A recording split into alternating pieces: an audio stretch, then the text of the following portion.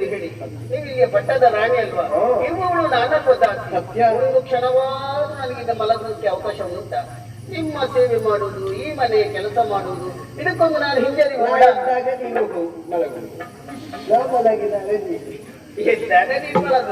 ಮಲಗಿಗೆ ಬಿಡ್ಬೇಕಮ್ಮ. ಒಂದಷ್ಟು ರಾಶಿ ಬಟ್ಟೆ ಹಾಕ್ತೀರಿ, ಅದನ್ನು ತೊಳಿಬೇಕು, ಮತ್ತೆ ಮಲಗಿಸ್ಬೇಕು, ಅದನ್ನೆಲ್ಲ ಚೆಂದ ಮಾಡಿ ಇಡಬೇಕು. ಮಡಿಚಿ ಕನ್ನಡದಲ್ಲಿ ನಿನಗೆ ಅಷ್ಟು ಕೊರತೆ ಉಂಟಾಗಿದೆ. ಇಲ್ಲ ಕೊರತೆ ಅಲ್ಲ, ಅದು ನಾನು ಮಾಡುವ ಕೆಲಸ ಅಲ್ಲ, ಅದು ನನ್ನ ಸೇವೆ ಅಮ್ಮ. ಆದ್ರೂ ಕೊರತೆ ಇದ್ರೂ ಕೂಡ ಕೊರತೆಯನ್ನು ಸಂತೋಷದಲ್ಲಿ ಹೇಳುತ್ತೀಯಲ್ಲ, ಇದು ಇನ್ನೊಬ್ಬರಿಗೆ ಹೇಳುವವನು ನಾನಲ್ಲ. ಇಲ್ಲಿ ನನಗೆ ಹೇಳಿದ್ದೇನೆ ನಾನು, ಕಷ್ಟ ಆಗ್ತದೆ ನನಗೇನು ಹಾಗೆ ಹೇಳಿದ್ದೇನೆ? ಹೇಳಿದ್ದಿಲ್ಲ, ಅದು ಹೇಳುವ ಹಾಗೆ ಪರಿಸ್ಥಿತಿ ಬರಲು ಇಲ್ಲ. ಬರಲಿಲ್ಲಮ್ಮ, ಬೇಡ, ಇದು ಬರುವುದು ಬೇಡ.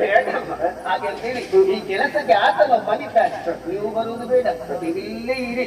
ನಾನು ಆತನ ಬಳಿಗೆ ಹೋಗಿ ಅವನನ್ನು ಆದಷ್ಟು ಇಲ್ಲಿಯೇ ಕರೆದುಕೊಂಡು ಬರಬೇಕು. ಅಕ್ಕಿ, ನಾನು ನಂಬಿದ್ದೇನೆ.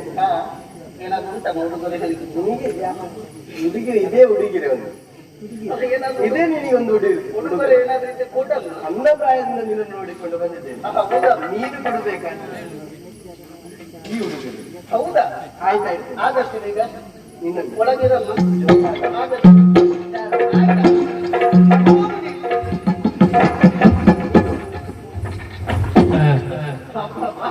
ನನ್ನ ಕೆಲಸ ಇಲ್ಲಿಗೆ ಸಾರ್ಥಕ ಆಯ್ತು. ಯಾವುದಕ್ಕೂ ಕೂಡ ಒಂದು ಯೋಚನೆ ಮಾಡಬೇಕು. ಇಲ್ಲಿಗೆ ನಾನನ್ನು ರಾಣಿ ಆಗಬೇಕು. ಮತ್ತು ನಾನು ಅವ ರಾಜ, ನಾನು ರಾಣಿ.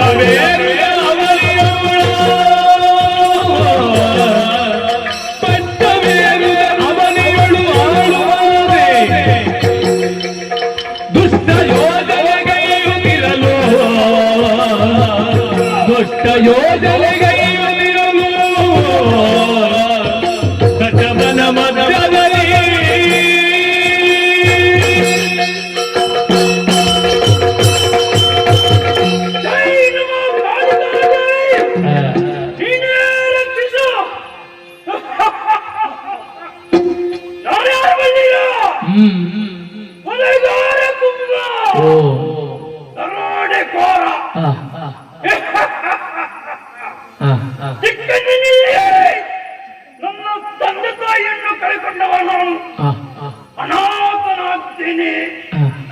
ಆವತ್ತಿನಲ್ಲಿ ಗುರುವರನ್ನು ನನ್ನನ್ನು ಸಾಕಿ ಸಲಹಿದರು. ಗುರುಮಠವನ್ನು ಸೇರಿದೆ, ಬೇಕಾದಂತ ವಿದ್ಯೆಯನ್ನು ಕಲಿತೆ.